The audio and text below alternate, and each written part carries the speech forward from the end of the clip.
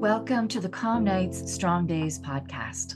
With over 30 years in the health and wellness industry, I've realized there's no one-size-fits-all solution for sleep and stress resilience. What affects one person's sleep and ability to handle stress is different for each of us. The stage of life you're in, work and home stressors, and more all affect how your body handles stress and your quality of life. Join me as we explore a variety of tools, strategies, and solutions I've employed with clients over the years in solo episodes, as well as insightful interviews and experts. Together, we'll unravel more pieces of the puzzle, empowering you on your journey to calm nights and strong days. So let's dive into today's episode. Welcome to the Calm Nights, Strong Days podcast. I am your host, Andy Clark, and we have today episode 45, which is the start of a little mini series that I'm doing here, which is about how IFS, internal family systems, plays a part in our sleep and stress. So today, I kind of touched on this a little bit in the last episode, and today I wanted to dive a little deeper into different stories and things that I have seen with clients and how working with IFS has really helped them. So just to quickly recap, internal family systems is where we have different parts to us. Part of me wants to eat a bag of chips, but a part of me wants to be healthy. I find quite often my part that wants to eat that bag of chips at night in the evening is the one that wins over. It is stronger than the one that wants to eat healthy. There's clients I know where they talk about how they have parts that want to go to bed earlier, while another part wants to stay up later.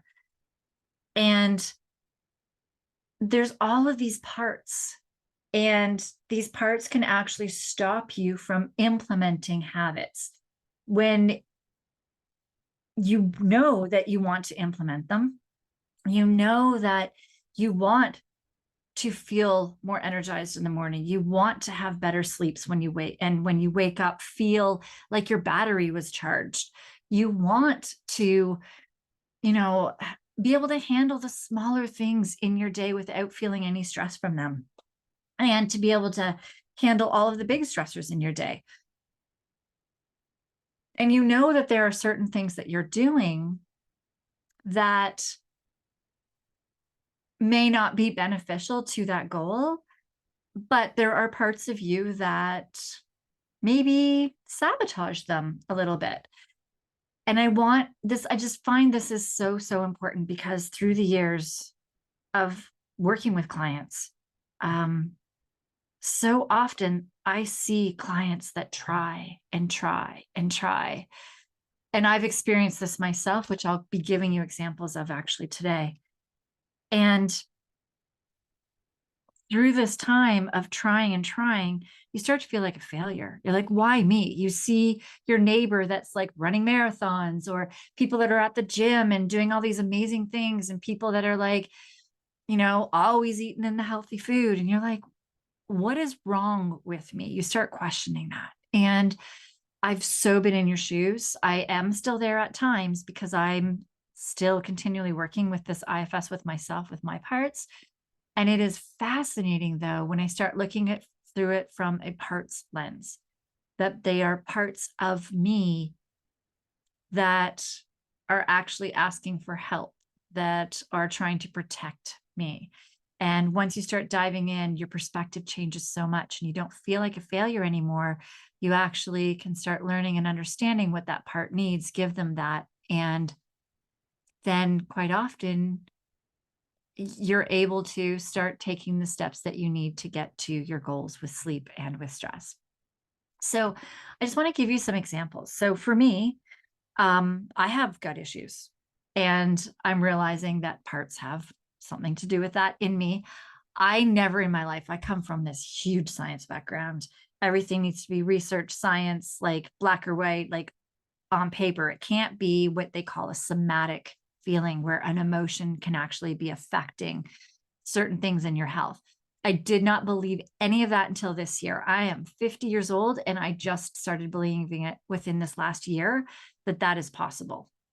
And so I have a lot of gut issues, of which definitely need some science tools and strategies at the same time as I've been working on this IFS piece with it. So my naturopath, who's been helping me with my gut, suggested that I go on a FODMAPs diet.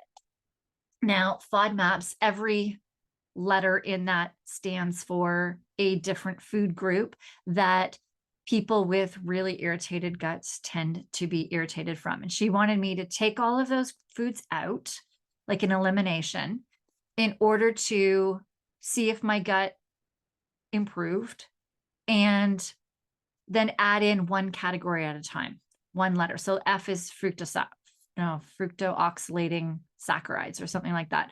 And so just add in that group of foods in and see if my gut reacts to it. If it reacts to it, then I take all of them out again and have to figure out which ones. But it's usually just one or like a couple of the different categories in the FODMAPs that your gut is irritating to. And if you take those out, then you fix your gut. Then sometimes you can add those foods back in once your gut is healed more. Well, when I resisted so much. As soon as she told me to go on this, I became very resistant. And there was this part of me that started having me eat foods that I never eat. Doritos. So I love chips. That's why I always give that chip example.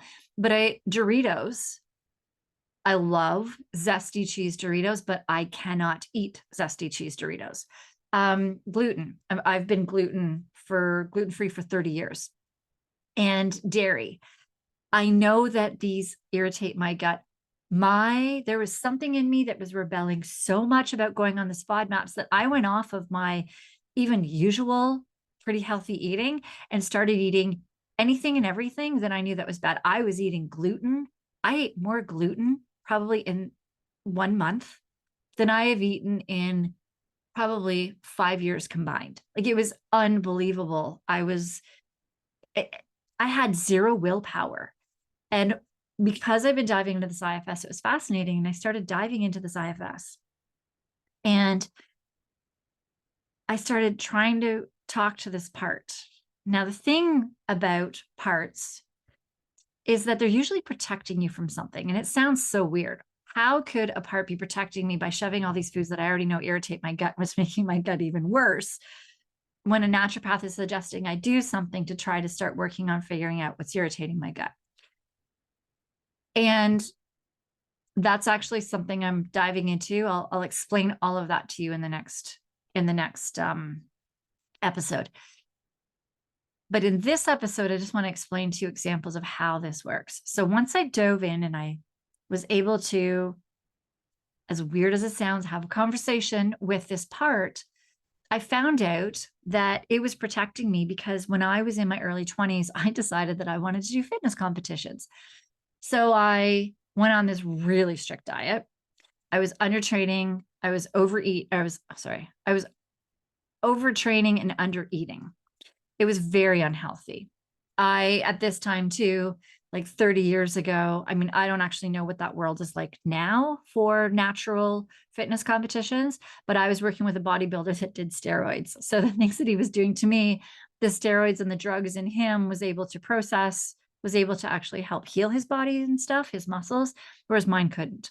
It was horrible. My body crashed. That is the start of all of my burnout. Like, I can go back and see that I had smaller things before then, but that was my biggest burnout crash. And I have never, ever been able to work out much since then.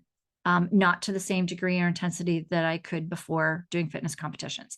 And my background is as a personal trainer. And that was my identity. So when I started talking to this part, and I found out that when I was doing such restrictive eating for fitness competitions, my whole body system crashed, and that's what it was remembering. And it did not want that to happen again. So it was having the opposite effect and was like, no, you're not doing that. I am going to protect you. That's not what's happening. And you're going to eat. So I had a chat with them and we figured it out. And I actually didn't want to do FODMAPs. So I was like, well, why don't we try to do a couple of other things that I feel might help my gut through. This was another thing too. I wasn't trusting myself in a lot of the knowledge and stuff that I have gained through all of my research and training and courses that I've taken.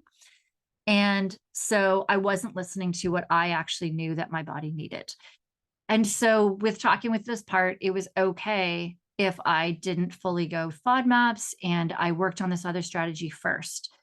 And it eased up and I stopped eating all that crap. I stopped having all of those cravings. I was sneaking downstairs.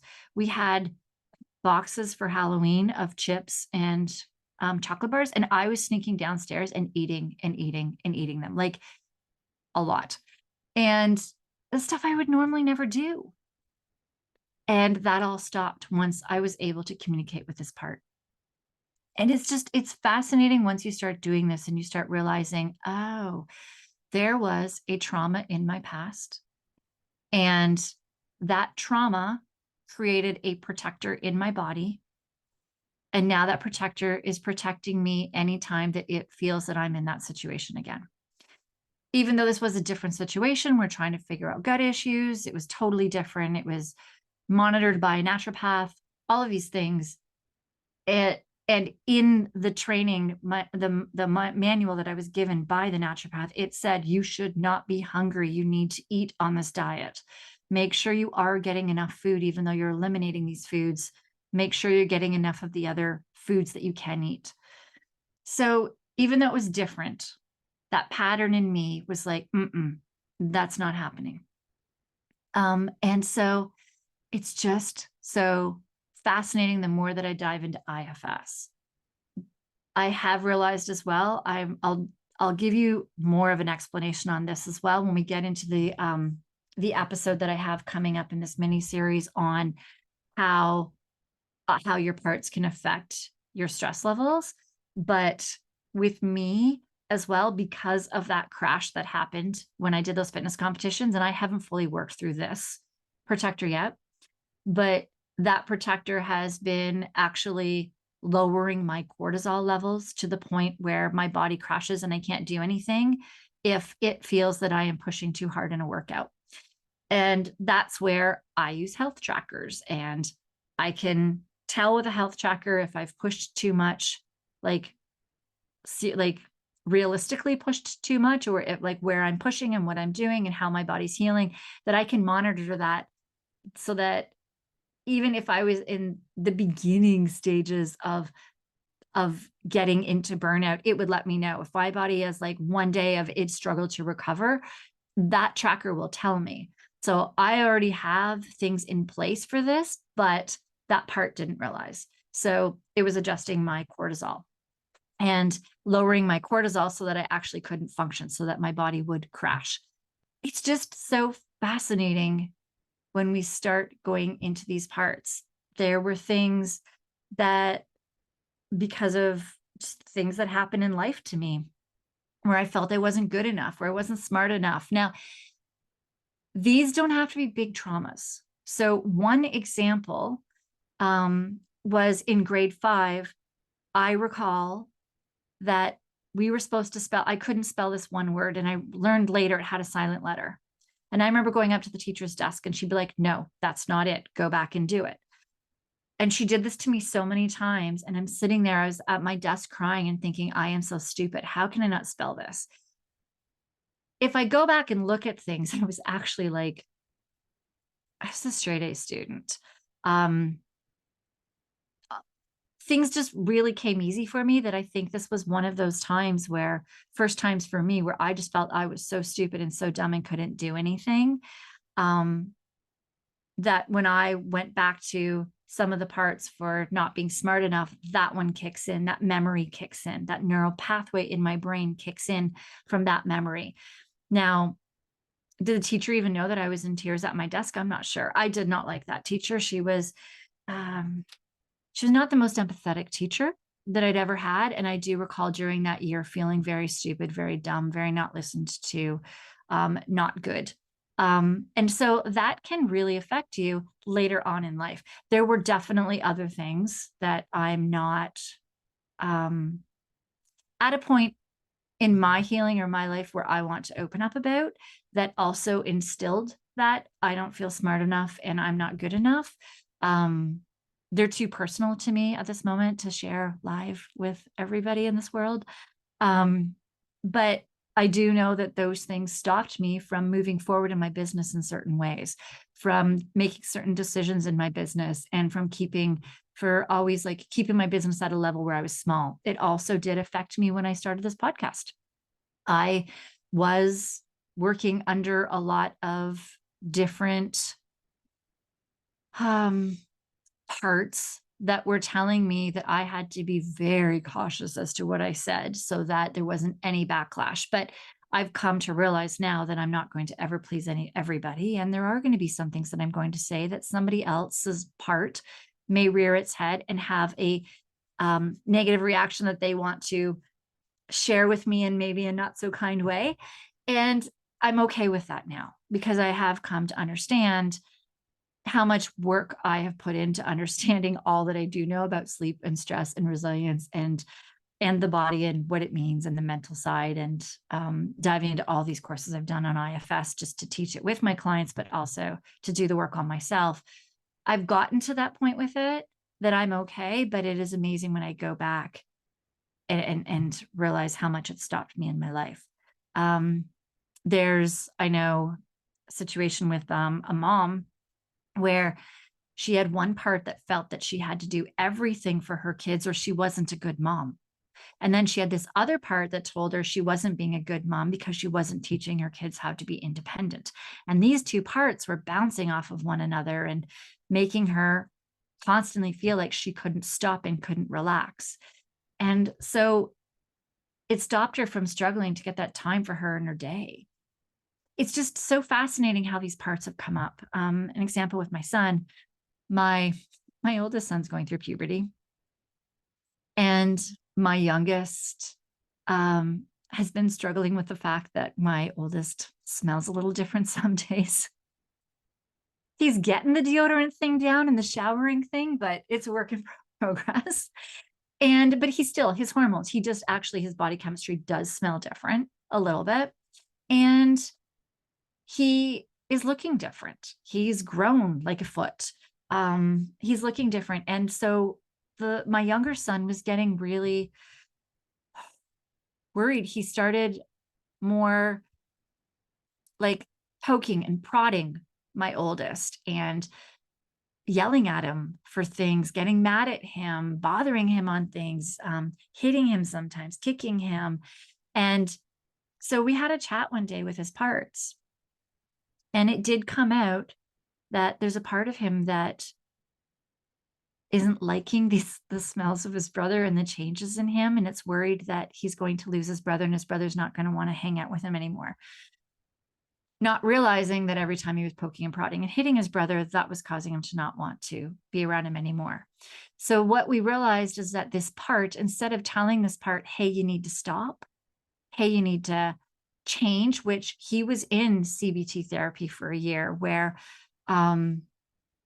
to help deal with his anger outbursts and anxiety and stuff. And it was, okay, when you have anxiety, let's stop it by doing this. When you have anger, let's stop it by doing that. And we'd always say, stop doing that to him, which is not actually acknowledging that these parts are trying to protect him from something. And as I've changed my language with him, and it's like, okay, you're struggling with him. How can I help with this? Like, what is it that you need? What are you trying to get? Or what are you afraid will happen if you don't bother him? And he was afraid that his brother wouldn't want to spend time with him. So I was like, okay. And he wanted attention from his brother. So we talked about, what if instead of hitting him or kicking him or yelling, you hugged him?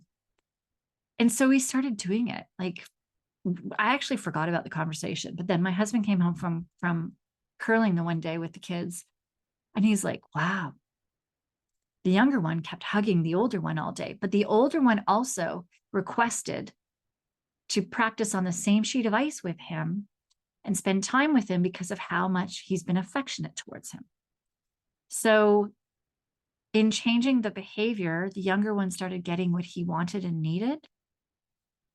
And the older one started wanting to be around him more, which was giving him what he wanted and needed by changing how he asked, by changing his job. We say these parts can kind of change what their job is or their role, the way that they protect you. It's really fascinating how this affects everything. And if we start looking at this from a sleep and stress point of view, like, honestly, my son starting to lash out at my other son is a stress for me too. It's a stress for everyone in the family. And now that stress is not there. It's there sometimes still, but not at all. Like, it is drastically changed.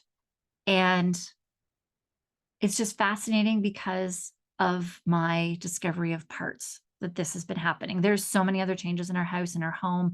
I am currently doing a intimacy from the inside out, which is about relationships in IFS. So it's like relationships with my husband, but it's also relationships with parents, relationships with kids, relationships with friends in using the internal family systems thing. So I'm doing that course right now. It's a 6-month course.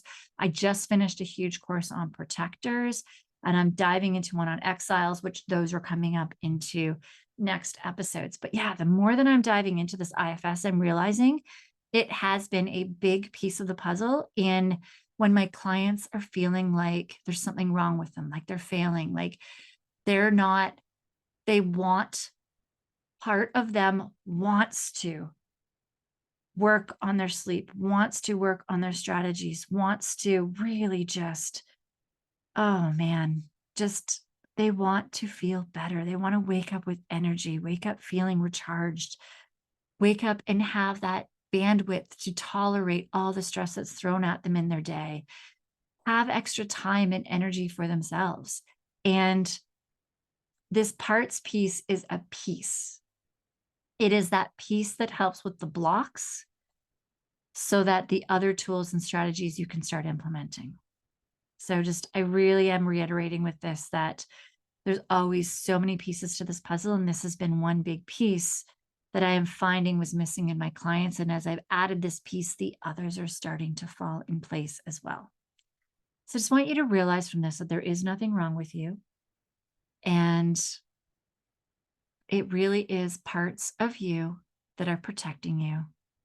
And we need to learn why they're protecting you, which is what will get us into our next episode that I'm going to go into, which is actually understanding your protectors. So we're going to dive into that. So jump over to the next episode if it's already out. If not, it'll be out in a few days. I'm putting these in on Monday, Wednesdays, and Fridays quickly for you guys so that you can dive in and really understand in this mini series about the part that IFS plays in our sleep and our stress. All right, that's it for today's episode, and I will see you in the. Wait, before you go, if you found this podcast valuable, please consider liking and subscribing. Your support helps others discover these insights too. And if you're ready to transform your sleep and stress management and would like to see if we are a good fit with one another, let's chat. The link to my calendar is in the show notes below. Let's connect and start your journey to calm nights and strong days now. Until next time, sleep peacefully and stay resilient.